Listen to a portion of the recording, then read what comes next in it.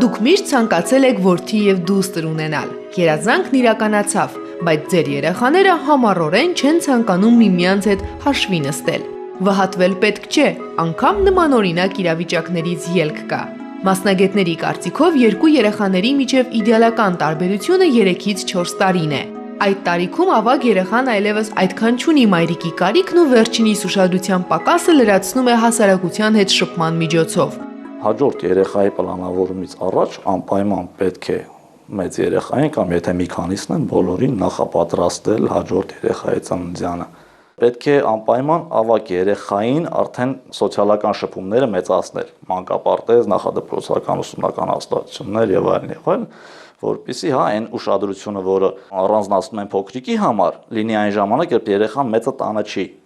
Եթե տարիքային տարբերությունը փոքր է, ապա ծնողները պետք է բավական ճիգեր գործադրեն կոնֆլիկտային իրավիճակներից խուսափելու համար։ Ավագ երեխան մեծ հետաքրքրություն է տածում փոքրիկի հանդեպ, բայց միևնույն ժամանակ նա խիստ խանդում է ու վախենում, իսկ նրա վախը լավագույնս կարելի է բնորոշել մեկ նախադասությամբ. գուցե մայրիկն ու հայրիկն ինձ այլևս չեն սիրում։ Ու հենց այդ պահից սկսած նա փորձում է ամեն գնով ուշադրություն նվաճել, հաճախ դիմելով նաև ագրեսիվ միջոցների։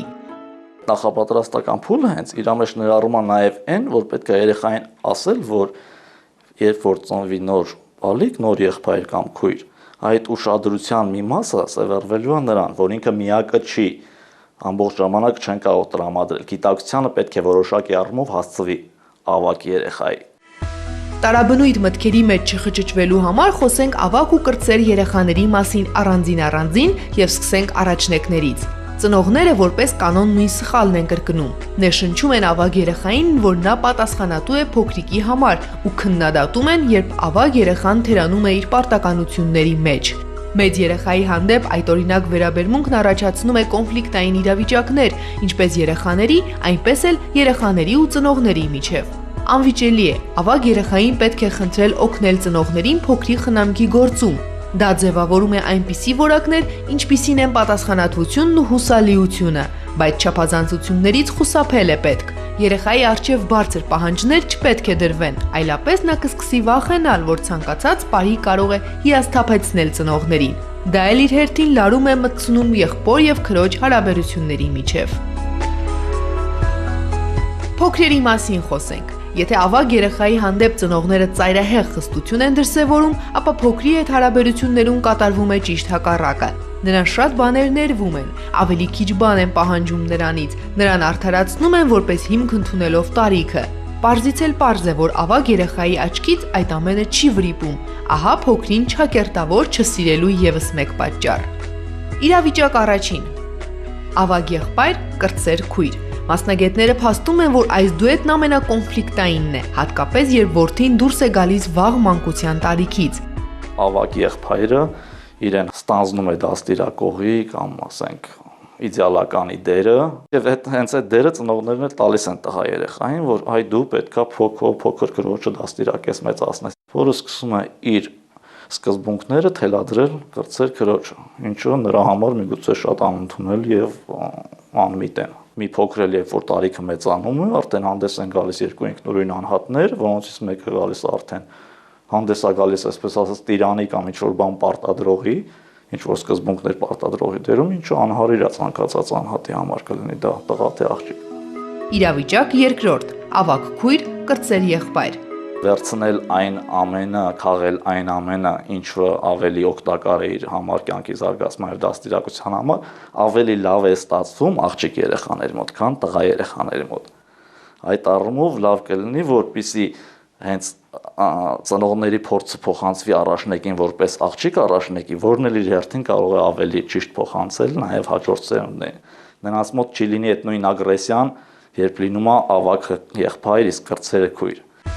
Թե առաջին, թե երկրորդ իրավիճակում քրոջ ու եղբոր միջև կռիվներն ու վեճերն անխուսափելի են։ Երեխաների կռիվների ու վեճերի ժամանակ անզորության զգացողությունը շատ ծնողների է ծանոթ։ Նկարագրված իրավիճակներում հոգեբաններն առաջարկում են որոշակի մոտեցումներ կիրառել։ Դրանք հաստատ կմեղմեն ստուրանքյունները։ Եղավ երեխաների մեջ կոնֆլիկտ։ Այդ կոնֆլիկտին պետք է տրվի լուծում։ Երեխաները երկուսն էլ պետք է հասկանան,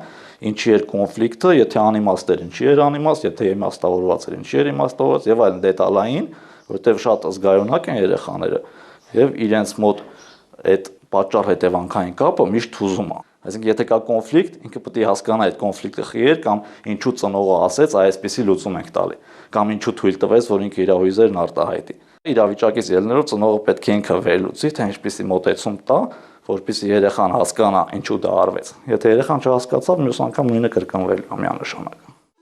Ահա եւս մեկ խորհուրդ. սովորեցրեք երեխաներին անվտանգ եղանակներով արտահայտել իրենց բարկությունը, վատ տրամադրությունը։ Դա կարող է լինել նկար, անհասցե նամակ, բանաստեղծություն, բայց ոչ մի դեպքում անպարկեշտ խոսքեր, կռիվ, վեճ։ Դրա փոխարեն կարելի է պարզապես պատրել նամակը կամ ճմրթել նկարը։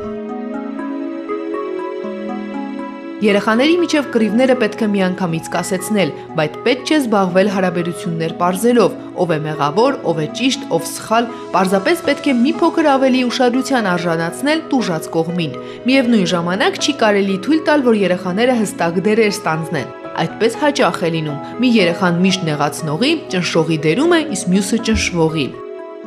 Սկզբնական շրջանում պետք է թույլ տան միանշանակ երեխայի մոտ ինչ դեր ինքը իրեն վերապահում է, այդ դերը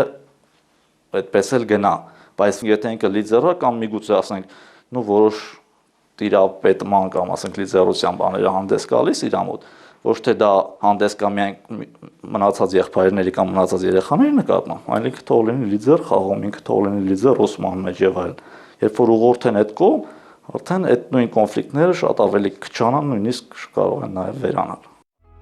Իսկ վերջում բլից խորհուրդները բոլոր նրանց համար, ում ընտանիքներում ավագ ու կրտսեր քույր ու եղբայր կամ եղբայր ու քույր են մեծանում։ Նրանք երկուսն էլ սիրո ու ջերմության կարիք ունեն։ Հաճախ գրկեք ու շոյեք նրանց։ Նախապատրաստեք ավագ երեխային կրտսերի ծննդյանը։ Միասին գնումների գնացեք, պատասխանեք նրա հարցերին, քննարկեք անվան հնարավոր տարբերակները։ Երբեք մի համեմատեք քրոջն ու եղբորը, մի փակցրեք պիտակներ։ Երեխաներին ընդհանուր առաջադրանքներ տվեք, աշխատեք ներգրավվել նրանց ընդհանուր խաղերի մեջ։